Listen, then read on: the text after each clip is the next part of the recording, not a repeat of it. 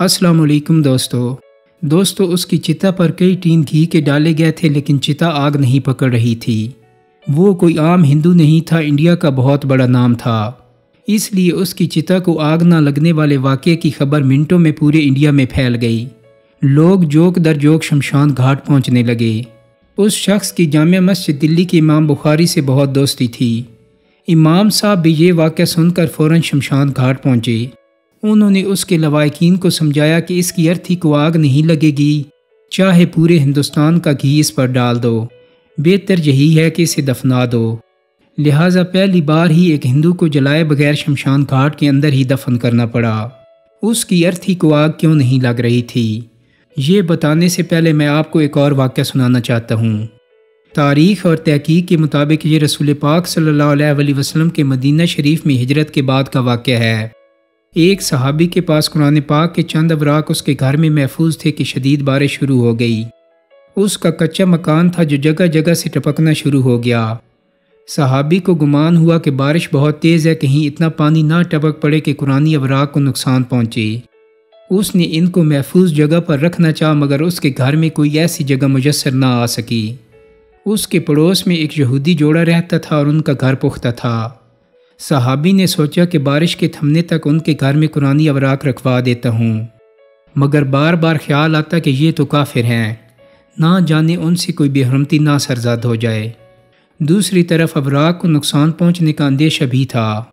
کافی سوچ بچار کے بعد بہرحال اس نے فیصلہ کر لیا کہ یہ اوراق میں ان کے ہاں اس تاکید کے ساتھ رکھوا دیتا ہوں کہ یہ ہماری مذہبی آخری کتاب کا حصہ ہیں۔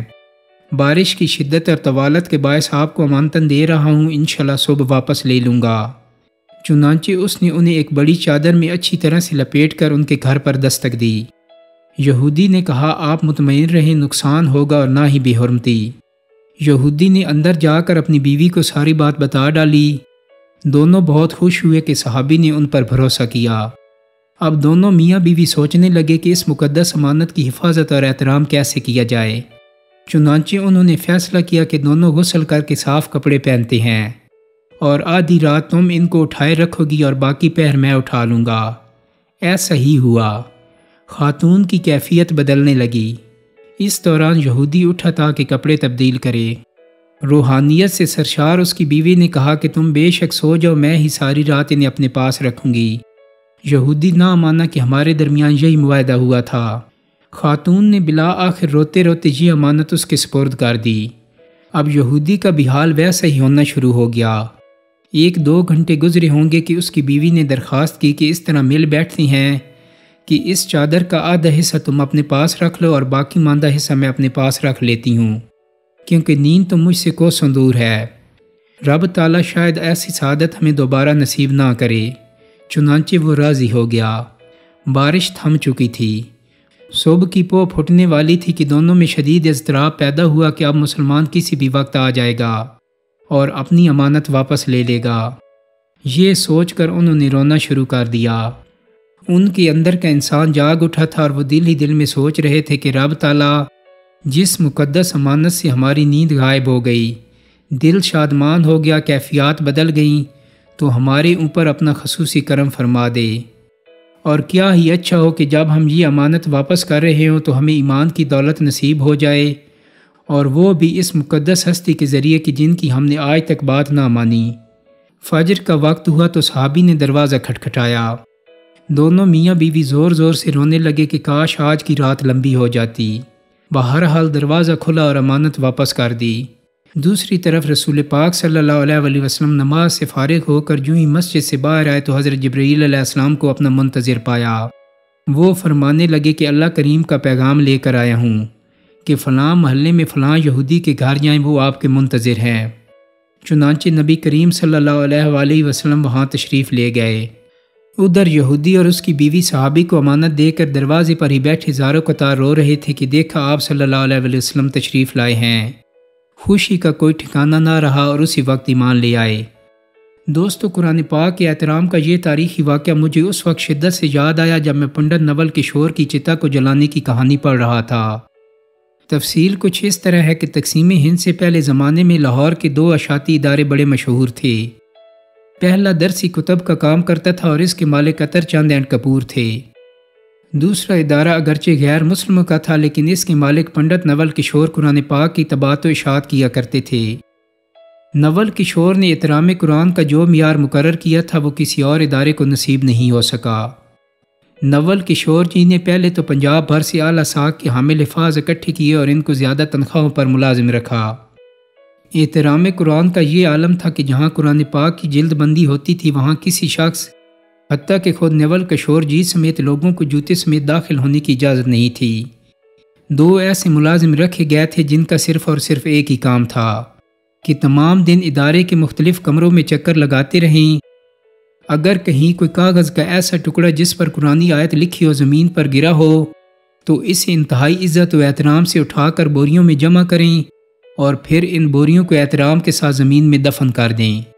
وقت گزرتا رہا، پھر بر صغیر کی تقسیم ہوئی، مسلمان، ہندو اور سکھ نقل مکانی کرنے لگے۔ نول کشور جی بھی لاہور سے ترک سکونت کر کے نئی دلی انڈیا چلے گئے۔ ان کے ادارے نے دلی میں بھی حسب سابق قرآن پاک کی طباعت و اشاعت کا کام شروع کر دیا۔ یہاں بھی قرآن پاک کے احترام کا وہی عالم تھا۔ ادارہ ترقی کا سفر طے کرنے لگا اور کامیابی کی بلندی پر پہنچ گیا۔ نول کشور جی بوڑھے ہو گئے اور اب گھر پر آرام کرنے لگے، جبکہ ان کے بچوں نے ادارے کا انتظام سنبھال لیا، مگر ادب و احترام کی روایات وہی رہیں۔ آخر کار نول کشور جی کا وقت آخر آ گیا۔ ان کی موت پر طول و عرض سے احباب ان کے ہاں آئے۔ بڑی تعداد میں لوگ ان کے کریا کرم میں شریک ہونے کے لیے شمشان گھاٹ پہنچے۔ ان کی ارتھی کو چتا پر رکھا گیا۔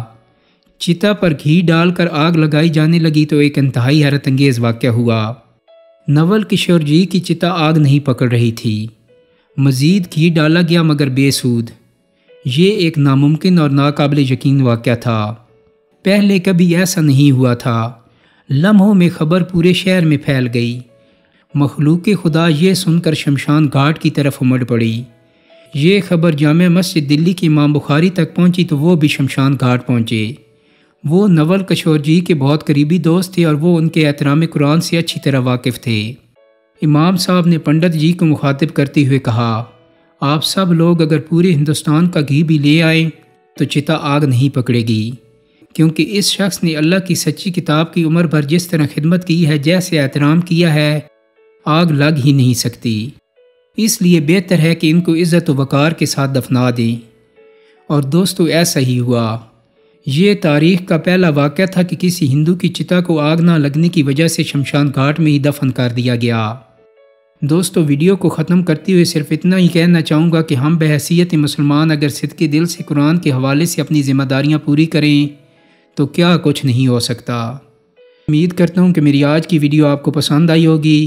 اگر ویڈیو اچھی لگی ہے تو اس کو لائک اور شیئر کر دیں۔